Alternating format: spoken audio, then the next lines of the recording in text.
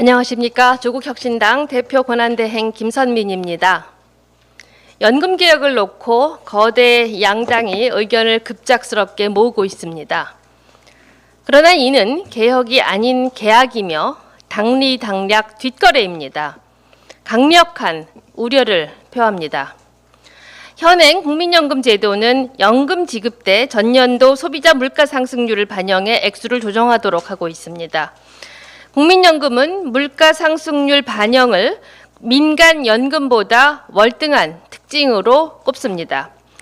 지난해 윤석열 정부는 자동조정장치 도입을 개혁안이라고 발표를 했습니다. 해당 시기 가입자 규모, 경제 상황 등과 연동해 자동으로 연금액이 조정됩니다.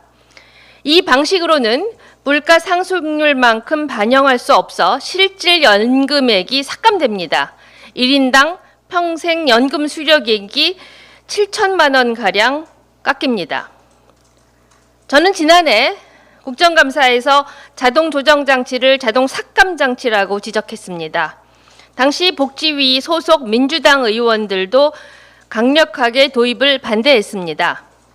지난주 목요일 양대 노총과 시민단체, 민주당 등 야당 의원들은 국회 본청 앞에 모여 자동 조정 장치 도입에 반대의 목소리를 냈습니다. 그런데 다음 날 민주당 이재명 대표가 자동 조정 장치에 대해 국회 승인을 조건으로 수용 의사를 밝혔다는 보도가 났습니다. 민주당이 갑자기 자동 삭감 방안에 동의한다니 기가 찰 노릇입니다. 연금 개혁을 급작스럽게 헐값에 땡처리하는 이유가 무엇입니까?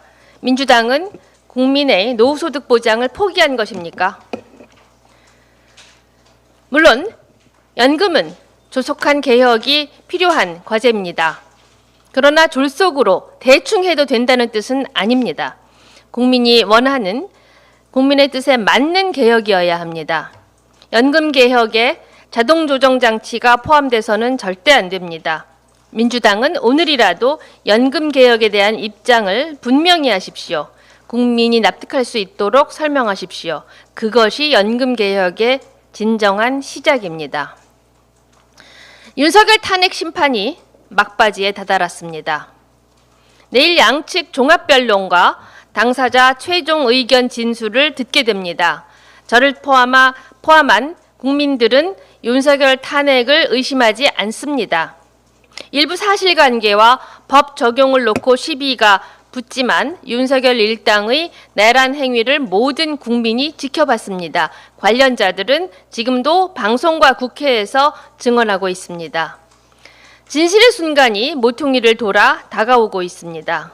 다음 달 중 대한민국 국민은 마침내 이 결정을 듣게 될 것입니다. 주문, 피청구인 대통령 윤석열을 파면한다. 윤석열과 국민의힘에 경고합니다. 불복은 꿈도 꾸지 마십시오. 당신들은 이미 극우 세력과 결탁해 민주주의와 법치주의, 헌정 질서를 훼손했습니다. 상처와 후유증은 오래 갈 것입니다. 그아들이 할 일은 헌재 결정을 전폭적으로 수용하고 진솔하게 대국민 사과를 하는 것입니다. 그게 한때 대통령이었고 한때 여당이었던 귀하들이 국민께 지키는 마지막 예의일 것입니다. 감사합니다.